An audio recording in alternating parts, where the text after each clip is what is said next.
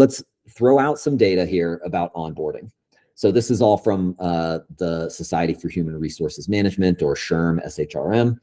88% of organizations don't onboard well. 88%. Why does that matter? Well, let's look at these next statistics. 70% of team members who had good onboarding say that they have the best possible job when quizzed. According to onboarding experience statistics, as much as 20% of staff turnover occurs in the first 45 days of employment. As gym owners and gym managers, a lot of us have probably experienced that. We know how frustrating it is. We're going to talk about employee churn a little bit later and some of the costs of it. This next one's pretty profound. Customer service onboarding statistics reveal that organizations with structured onboarding saw a 60% year-over-year improvement in revenue. Pretty sure every single person on this call is like, man, if I get 60% YOY improvement in revenue, I would be psyched.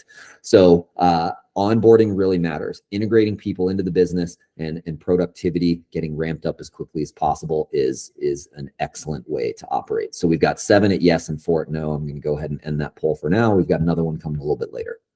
So those are some good statistics that I think really hint to onboarding being important, onboarding being critical.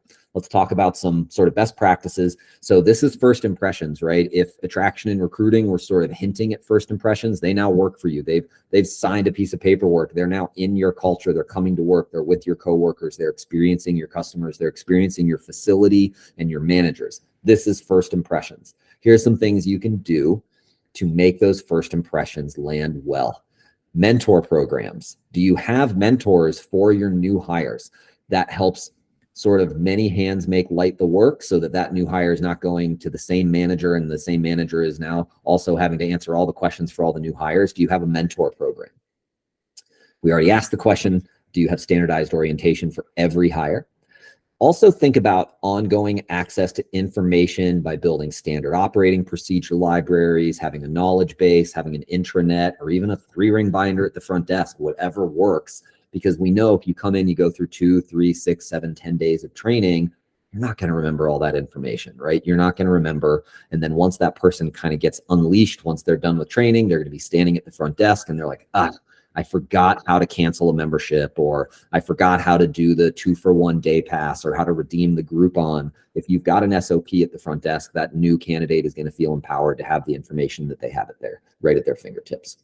Have clear onboarding goals, right? And be clear with the new candidate about what that looks like. Here's our goal for week 1. I expect that you will be able to show proficiency in giving a belay check, or whatever the thing might be. You know, week 2, 30 days, 60 days, 90 days, and do those check-ins, whether it's with the manager or with the mentor.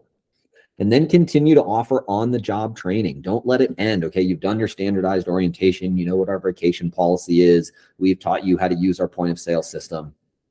Good luck, right? Do continued on-the-job training. It's going to help everybody. And also assess your onboarding effectiveness often. We'll talk about some ways that you can do that when we get to actionable items at the end, but assess whether or not your onboarding is working, right? Are people actually learning the things that they need to? Are they getting ramped up to productivity? So you want to be assessing that.